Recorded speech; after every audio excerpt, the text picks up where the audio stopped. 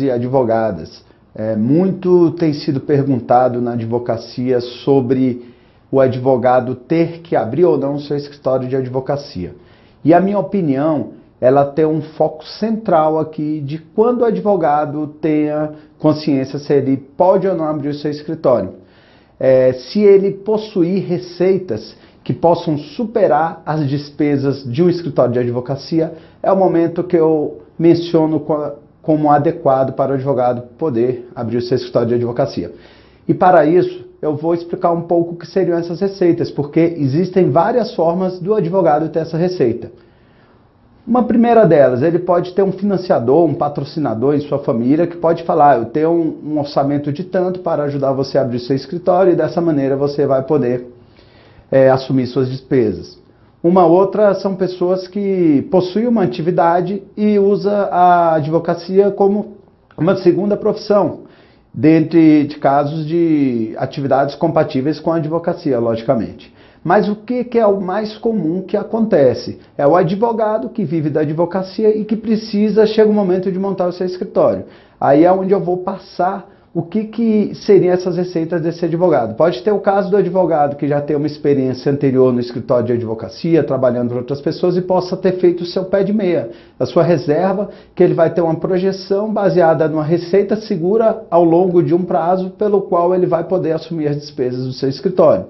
O que eu quero dizer com isso? Que se o advogado não tivesse preparado e não tiver nenhuma receita, eu acho que aí é o grande perigo dele achar que vai abrir o escritório e que no dia seguinte ou no mês seguinte ele já vai ter uma receita originada desse novo escritório para bancar as suas despesas, tá bom? Então, explicando um pouco melhor sobre essas receitas no dia a dia da advocacia, o que eu costumo falar? Se você, advogado que vive da advocacia, já possui uma banca de clientes, uma quantidade de clientes que já lhe permita ter uma receita suficiente para você superar as despesas que um escritório de advocacia carrega, aí eu sempre aconselharei você a montar o seu escritório de advocacia. Mas uma outra dica para finalizar, se você não possuir essa receita ainda, mas tiver um know-how de captação de clientes, de conteúdo jurídico, que você já consiga ter os seus clientes, mas ainda não tiver um retorno imediato desses clientes,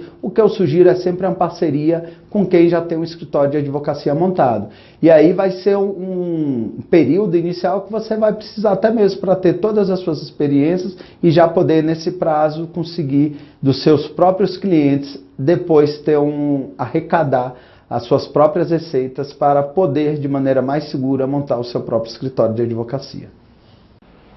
Bom, meus amigos, encerrando aí esse vídeo sobre a necessidade de se ter uma receita para superar as despesas como um dos elementos primordiais para você montar o escritório de advocacia, lógico que o advogado não pode esquecer, somado a isso, a experiência que ele tem, a bagagem, a área que ele está se propondo a atuar, para ele poder, de certo, dar certo na advocacia.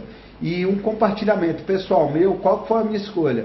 Quando eu recebi minha carteira do OAB e tinha que realmente trabalhar no escritório de advocacia, mas com 5 anos de escritório, chegaram propostas, chegavam oportunidades para eu montar meu próprio escritório. E eu mesmo assim, eu tinha em minha mente que eu tinha que passar por aquilo a longo prazo, eu colocava como meta o prazo de 10 anos para eu poder montar meu próprio escritório.